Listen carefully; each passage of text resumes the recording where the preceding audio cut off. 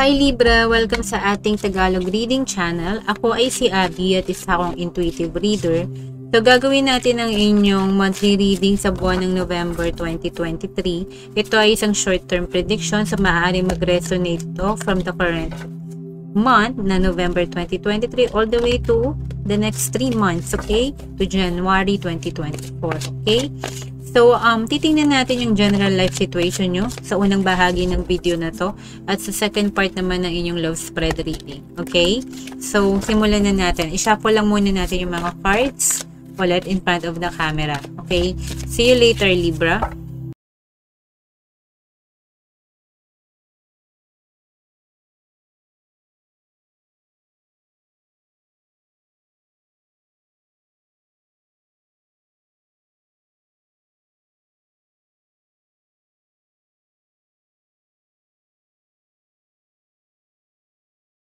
As you know, alam niyo naman ang format ng reading natin. So, bubuksan muna natin yung mga cards niyo, okay? Para makuha natin yung buong narrative pagdating sa inyong general life situation sa buwan ng November. So, ang una mong baraha, meron ka Libra na Queen of Swords. Okay? So, maaaring sa November, meron tayong parang women empowerment na nararamdaman sa sarili natin. Okay? Ngayon, yung second card mo, Libra, meron kang Knight of Cups. Alright. And then sa third card, meron kang, wow, the Fool, Zero, the Fool, Major Arcana. Ang unang Major Arcana sa Tarot.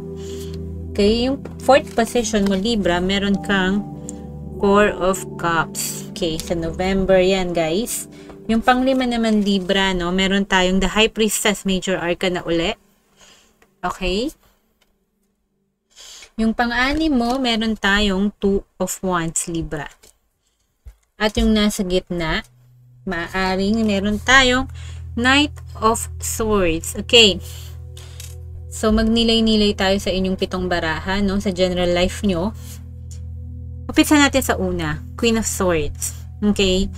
May mga bagay ka na kailangan mong pakawalan lately, no? At iyon ay yung isa na doon yung pagsasabi ng katotohanan o kung ano yung nasa isip mo, yung niloloob mo ng isip mo rin. You have to be honest. Kailangan maging honest ka doon na i-communicate mo yung information na yun or what you think, yung mga standards mo, yung mga pagninilay-nilay mo lately, yung mga na-realize mo, okay, yung mga inaral mo sa mga sitwasyon or sa mga tao. Okay, yan ang Queen of Swords. So, mas maging honest tayo sa mga gusto natin at hindi natin gusto. Maaari din mag-set tayo ng boundaries para sa buwan ng November sa mga situations at mga people around us. Okay? Ngayon, i-clarify natin ang Queen of Swords, no? Libra. Kasi ikaw yan eh. Energy mo yung Queen of Swords. Okay, clarify po natin ang Queen of Swords para sa Libra. So, Libra, ang sabi dito, meron kang Strength card, Major Arcana. So, you cannot make this up. Okay?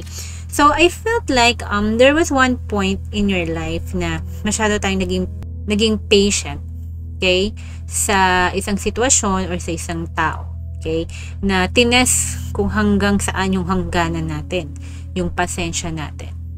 Pero like I said, sometimes, pag na-test tayo ng sobra, alam niyo yun, lahat may hangganan, di ba? Patience, time, energy, yung effort natin. May mga situation or tao tayo na tinry natin i-fix yung situation, tinry natin i-fix yung tao. But remember, guys, kung ayaw magpa-fix ng isang situation o ng isang tao, wala tayong choice kundi mag-set ng ating boundaries. Okay? Self-love, self-care. Huwag na natin i-further harm or i-damage pa yung sarili natin para lang, alam mo yun, nako-compromise na yung kung sino tayo, kung ano yung gusto natin for the sake na may nilalaban tayo na ang hirap-hirap ipaglaban naman at the end. Okay? So, yung kailangan mo i-release. Now, sa pangalawang baraha mo, Libra, meron kang Knight of Cups. So, ang kailangan mong i-maintain yung emotional, state mo na willing ka pa rin magmahal. Okay? Okay? Yun yung nararamdaman ko. I-clarify natin itong Knight of Cups. Kasi yun yung kailangan mo ipagpatuloy eh. Pwede na ipagpatuloy mo yung quest mo sa paghahanap ng pag-ibig. Libra. or ng reconciliation. Yung makakapagpasaya sa'yo. Kahit sa anong area ng buhay mo to, hindi lang ibig sabihin nito love to, kasi general life to. Okay? You need to continue finding that happiness, no? Sa kahit anong area ng buhay mo. Okay? Clarify natin tong Knight of Cups, no? Para sa ating Libra. Okay? Or ikaw, ipagpatuloy mo na magdala ng pagmamahal sa paligid mo. Pwedeng ikaw rin to. Okay? Tingnan natin tong Knight of Cups para sa Libra. Libra, meron tayong Two of Pentacles. Okay? So, kita lang natin ulit. Okay, Knight of Cups can clarify ng Two of Pentacles, Libra. So, okay. So, yung energy na to, sinasabi na yung pagmamahal na kaya mong ibigay, no? Maaaring nanggagaling yan or kaya mong ibigay sa iba't ibang paraan, sa iba't ibang sitwasyon, sa iba't ibang tao. Okay? Balansehin natin ang ating mga emotions. Okay? I-balance. Balance tayo. Lalo sa pagdating sa mga relasyon natin. Personal relationship din. Sa family, friends man yan. Sa mga bagay na mahal natin. Okay? Trabaho natin, career, or business natin inaalagaan. No? So, ang sinasabi dito, yung emotional maturity mo, yung emotional care mo sa mga tower situation, i-balance natin. Huwag natin ibigay yung emotion natin sa isang sitwasyon lang or sa isang tao. Yun yung kailangan gawin dito. Okay? Balance lang. Okay? Make sure na yung emotion mo, i-rain check mo, in harmony pa rin. Okay? Huwag mong pababayaan yung isang bagay na once na mahal mo or yung sitwasyon or mga people na inaalagaan, minamahal mo para sa isang situation or isang tao. Okay? Libra? Ngayon, ang interesting dito guys, yung manifestation mo, big time, the Fool. Okay? So, ready ka sa November na mag-take ng risk ng opportunities, no? Ng mga new beginnings and adventures, sabihin na natin. Something to na hindi pinaplano, na hindi ina-anticipate. Parang ino-open up mo, Libra, no? Yung puso mo, yung sarili mo sa mga possibilities sa buwan ng November. At ano to, Libra? Ano to? I-clarify natin. Okay? Itong the Fool card, clarify po natin para sa ating Libra. Okay? Sa buwan ng November, ano po itong the Fool para sa Libra namin? Sa buwan ng November. Libra, meron tayong Nine of Cups. Nice. Ang ganda na energy mo sa November, no? Maaari na, ready na tayo na magsimulang muli. Okay? Sa kung ano man yung kailangan nating simulan. Clean slate, no? Wala tayong excess baggage. Maaring yung mga excess baggage o yung mga things and people na dinadrag tayo for a long time, no? Maaring ayaw mo nang balikan. May residual energy dyan ng mga situation and mga connections, no? But still, doon ka nakaharap, no? Sa kung ano yung makakapagpasaya sa'yo, Nine of Cups. Yan, pakita natin. Okay, fulfillment of wishes yung hinahanap mo. At maaaring inisip mo, pupunta ako sa isang journey, no? Na ako, sarili ko, hanapin ko itong fulfillment of wishes ko. Ano ba yung fulfillment of wishes mo sa buhay? Trabaho ba yan? Love ba yan? Family ba yan? Kapatid, relationship, or friendship ba yan? Ay kaya namang situation na kinakaharap mo ngayon, may gusto kang mangyari, no? Yung makakapagpasaya sa'yo, yung feeling mo na kulang sa buhay mo, no? Yun yung tinatry mong i-manifest at ino-open mo yung sarili mo doon sa inaharap, looking forward ka sa future mo, sa next journey mo, para mahanap mo yun. Napakaganda ng energy mo sa November. Nag-open up ka na, Libra. Okay? Ngayon, yung pang-apat mo naman na card, Libra, no? Meron tayong Four of Cups. Ito yung current energies na maaaring maka-apekto sa'yo sa buwan ng November.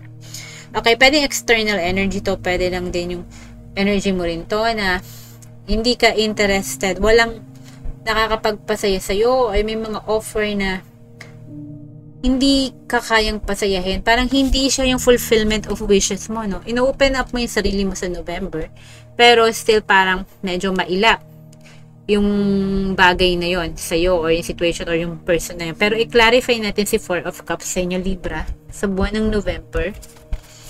Okay? Clarify po natin tong Four of Cups para sa Libra sa buwan ng November. Okay. Four of Cups. Okay. Sabi dito, meron kang Three of Swords. So, may mga disappointment, heartbreaks, and loss. Pwede itong love situation. Pwede itong personal connections. Pwedeng friends, family members na nakadisappoint sa'yo, na nasaktan ka. Or mga endings lately sa buhay mo, no? Na medyo na upset tayo, no? A little bit depressed and lonely. Okay? Napakasakit. Okay? Na parang na-betrayed tayo. Hindi natin nakita, no? Na maaaring mangyari pala to. Ayun yung current energy sa November, you know? So, I think nasa point ka na kailangan mo munang makarecover dito, okay? Maaaring nangyari to ng October. Okay? So, papasok ang November, ganito yung energy, no? External energy. Okay? May isang tao na maaari or situation na nag-withdraw or lumayo or natapos or walang galaw, walang ganap sa situation sa buhay mo on that area na nasasad tayo. Okay? So, yun yung nararamdaman kong current energies. It doesn't have to be na ikaw ang rin nakakaramdam nito. Pwede yung external rin kasi to nakaka-influence sa nararamdaman natin, no? Ng mga pighati lately. Alright? Okay. So, check on yourself lang, guys, no? Kasi alagaan ng ating emotional well-being. Okay? Ngayon, guys, yung ikalimang position mo, meron kang High Priestess, Major Arcana. Ito yung pangalawang Major Arcana.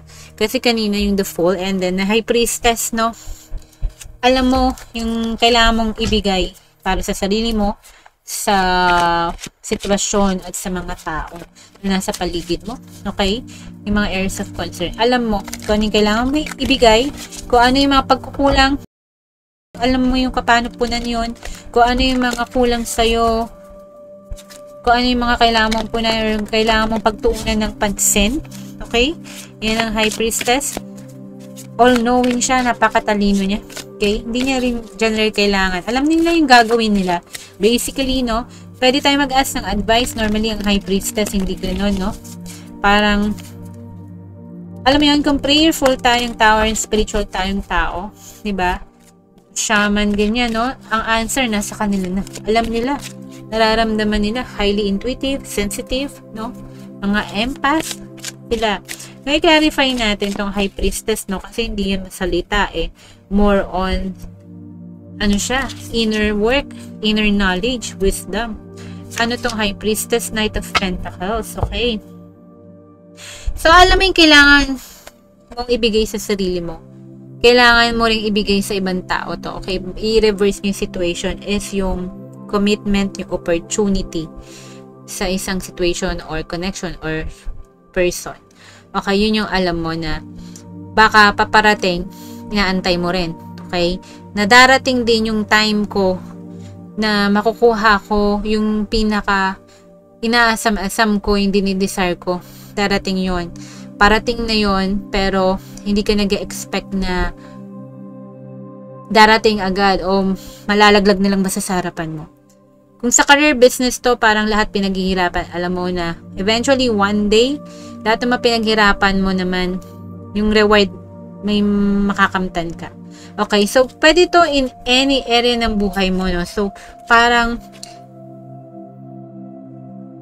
hindi ka masyado na, alam mo yun, biniblame mo yung sarili mo for the lack of action or ang bagal ng takbo ng mga particular area sa buhay mo na inaantay mo na may galaw. Okay? Kasi, alam mo sa sarili mo na pag nag-invest tayo ng time and energy dito, eventually, time will tell. Only time will tell kailan mag-materialize yung mga dreams, aspirations, and desires natin. Okay? Alam mo yun sa sarili mo. Yun yung kailangan mong ibigay sa sarili mo. Trust yourself, your gut feeling na darating tong opportunity na to na dinidesire mo. Material to, no? So, makikita mo to solid. Matatanggap mo to, marireceive mo to. Money ba yan? Career ba yan? Trabaho ba yan? Or even a commitment. Okay? Alam mo sa sarili mo. Nagtitiwala ka sa divine timing to. Okay? Yung nararamdaman ko. Ngayon, yung pangani mo, meron kang 2 of Wands. Okay? Now, guys, ang 2 of Wands is nag-fall siya sa ano mo, no? Sa 6th position. Okay? nag-fall siya sa 6th position. Ang inyong 2 of Wands, which means na ang mga bagong simula nyo, naka-pending. Okay? Walang galaw. May inaantay ka na decision. Or may kailangan kang gawing decision. Alam mo yon, no? Para magkaroon ng progress, no? Okay? Yun ang sa 2 of Wands dito, no? Nagninilay-nilay tayo. Pwede rin wala tayong ginagawang mga decision as of now. Kasi wala pang options that's being presented to us. Pwedeng ganun. Or pwede rin nandyan ng option. Iniisip mo pang maigi kung ano yung pipiliin mo sa dalawa. Or sa dalawa or maraming bagay. Okay? Ngayon, tingnan natin tong 2 of Wands. Okay, no? So, 10 of Pentacles. Alright, guys. So, ganito yon. So, maaari na mimili tayo ng mga bagong simula sa buhay natin, no? Okay, let's say kung sa trabaho yan, guys. 2 of Wands and 10 of Pentacles. Iniisip ba natin kung tong situation na to, or yung person na to, worth investing ng time ko? What will I get in the return in the long run kung mag-invest ako dito ng time, energy, no? And effort. Okay? Yung mga new beginnings mo. So, parang sigurista tayo this time. No? Ayaw na natin magsayang ng oras kasi ang gusto natin dyan, long-term commitment, longevity, stability, security na may return in the long run. Okay? Kung sakali mang magde-decide tayo na mag-jump into this new beginning in a situation or with a person. Okay? Yun yung gusto mong marating, guys. Ayaw yung magsayang ng oras. Basically, yun yung point dyan eh. Okay? Kasi 10 of Pentacles, more about yung nakikita ko na may nagaganap, may nangyayari naman. At yung, alam mo yon, kung sa connection yan, parang, ito ba ay fun lang, pampalipas oras lang ba ako, or seryoso to, na magkaroon ng long-term commitment. Isang example yon. Okay, guys? Pwede rin to sa business venture. Kung baga nagninilay-nilay tayo sa mga business, alam mo yon, ideas, and then iniisip mo kung magbe-benefit ba ako pag ito yung business venture na pinasok ko or hindi. Ganon. Yung mga new beginnings mo, no? So, nakasalalay yan sa yung decision making.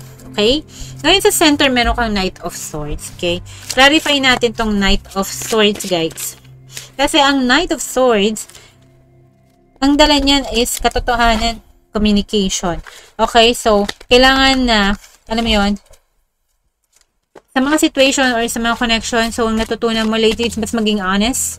Okay, walang deceit.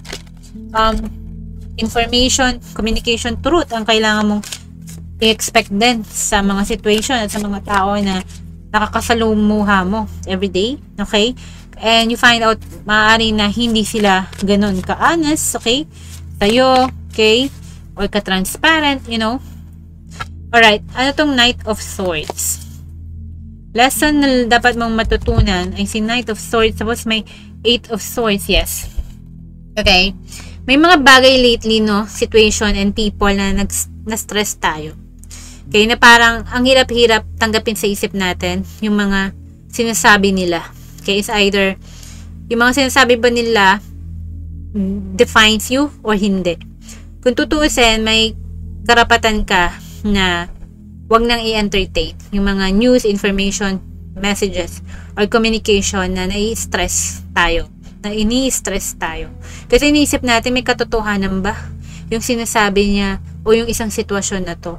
May kinalaman to sa information na messages and news na natatanggap mo sa paligid mo lately or sa ibang tao. Pero ang sinasabi dito, matuto tayong i-discern yung mga bagay sa utak natin na hindi healthy. Okay, i-filter out natin. So, mag-positive scripting tayo. Okay, at i-discern natin kung yung mga sinasabi ba sa atin, natatanggap nating mga messages and information, yun ba ang katotohanan? Or worth stressing ba? Or hindi? Okay? So, pag na-stress na tayo, no? So, or nako-confuse tayo, no? Medyo tanggalin na natin yung energy na yun. Okay, try to think positive thoughts. Okay, yun yung sinasabi dito, Libra. Okay, yun yung energy na parang may sinabi sa'yo Tapos, parang masyado nating iniisip, ino-overanalyze. Iwasan natin yon. Kung di natin gusto yung message nila, tas na-stress tayo, medyo i-cut out natin. Siguro yung person na yun, baka hindi healthy sa atin. Okay? Or yung situation na yun. Right? Yun ang isang example. Alright, Libra. So, sana nag-resonate kayo dito sa general life reading nyo. Now, tingnan naman natin ang inyong love reading. Shuffle ko lang ulit yung mga baraha in front of the camera. See you later, Libra.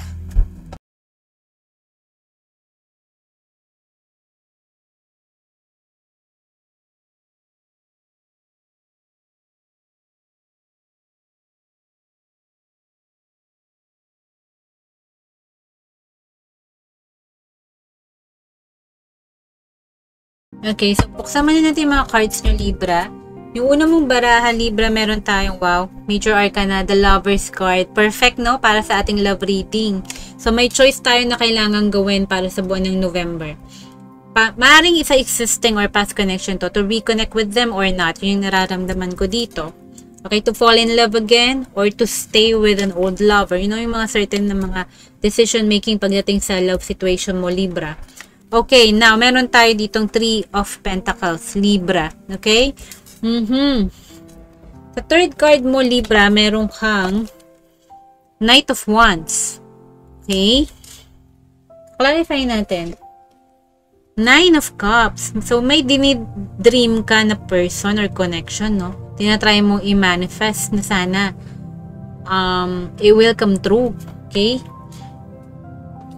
At meron tayong Page of Cups message here. Incoming message, I guess, sa isang tao. Okay? Okay? Let's see. Clarify natin to sa buwan ng November. Para sa ating Libra, or whoever will resonate dito sa Tagalog reading. Love situation po for November sa ating Libra. Okay. The Lover's card can clarify ng 8 of Cups. Okay. 3 of Pentacles, meron kang Hermit. Okay. The Chariot, meron kang The Chariot dito can clarify ng the Knight of Wands. Yung 9 of Cups can clarify ng Knight of Swords. Interesting. And then Page of Cups can clarify ng 2 of Swords. Okay. Yung message na papasok, guys, you will be thinking about it. Okay? Pag-iisipan nyo yung message na yan. Okay? Yung Page of Cups na yan. Message siya na it's not super big naman. Parang it's an expression of parang interest or curious. Okay? Pa rin siya sa'yo or sa connection. Okay? So, pag-iisipan mo yan, magiging conflicted ka about dun sa message na yon. Okay? Kasi pakiramdam mo na yung connection na to, pipiliin mo yatang mag-walk out. Okay? Doon sa connection na yan. Okay? Nararamdaman ko or in-search ka rin sa totoong soulmate mo. Okay? So, yun. Nasa quest ka. Dalawang way to read this. Nasa quest ka para hanapin yung soulmate mo. Alright? Or it could be na mag-walk out ka dito sa feeling mo na dapat na soulmate mo. Okay? Ganon din siya sa'yo. Mutual. Okay? Or maaaring yun, hinahanap mo pa ang perfect match mo. Yun yung dalawang way para basahin niya. Okay, like I said, magiging conflicted kasi isang message. Could be also galing sa younger energy. Okay, na conflicted ka rin doon sa person na yun, na mas bata sa'yo. Okay. Ngayon, medyo may nag-withdraw, no, sa connection. Pwedeng ikaw, pwedeng sila. Nag-withdraw tayo sa usap, pakikipag-interact. Kasi may Hermit ka at 3 of Pentacles dito. Okay? So, iniisip mo, worth it pa ba na makipag-ugnayan ako, makipag-communicate ako, makipag-interact ako sa tao na to? Yun ang iniisip mo dito, Libra. Okay? Iniisip mo rin ba yun? Kung makikipag-reconnect tayo, kung existing connection to or old connection, or kung bago ba, iniisip mo ba kung ready ka na ba mag-entertain ng iba? Okay, kasi yun nga, may 8 of Cups and Lovers ka, nasa quest ka pa rin ng paghahanap ng true love mo, or magde-decide ka kung ito bang connection or old connection na to rin. Another way to read this is ito yung something na makakapagpasaya sa'yo. So, soul searching ka emotionally, no? Okay? Ngayon, may progress na darating sa November, Libra, kasi meron kang Knight of Wands and the Chariot. Okay? So, in November mo, expect it to be more parang exciting, passionate, and soulful. Okay? Expect mo rin na may isang tao or mga energies or isang energy na papasok sa'yo. Okay? Great progress to. Pwede rin ikaw tong energy na to na very attractive, no? Ready na sa isang adventure, sa isang journey, no? Na kumilala siguro ng ibang tao, ng connection, you will feel parang energetic ka, no? And exciting. Yung month ng November mo, baka makakilala ka ng mga new energies. Okay? Sabihin na natin. Or pwedeng isang energy to na papasok sa'yo. Okay? Mag-charge papunta sa'yo. At maaaring magkaroon ng mas magandang development. Okay? Either way, may magandang development doon. Okay, sa November. So, like I said nga, you're in search for something na makapagpasaya sa'yo. Okay, and I feel like may incoming news galing nga dito kay Page of Cups at itong si Knight of Swords, no? Mag-charge siya. Ito, pwedeng may dala tong news, communication, information, at magiging masaya ka doon for some reason. Okay, may fulfillment of wishes tong natupad to galing kay Knight of Swords. Message na to. Okay? However, yung message na yan, no? Yung finally may news or update na ako narinig from this person or a new connection, you know? May finally, no? Parang may nakilala ka rin, ganun, kung new person to. But at the same time, no? Yung message na yun is not something big, no? So, mag-iisip ka pa rin. So, whether siguro magre-reply ka pa or hindi. Okay? That's the way I see this, Libra. Okay? Para sa November love reading mo. So, sana nag-resonate din to. And take care, Libra. God bless. Mahal ko kayo. See you in the next month reading, Libra. Bye!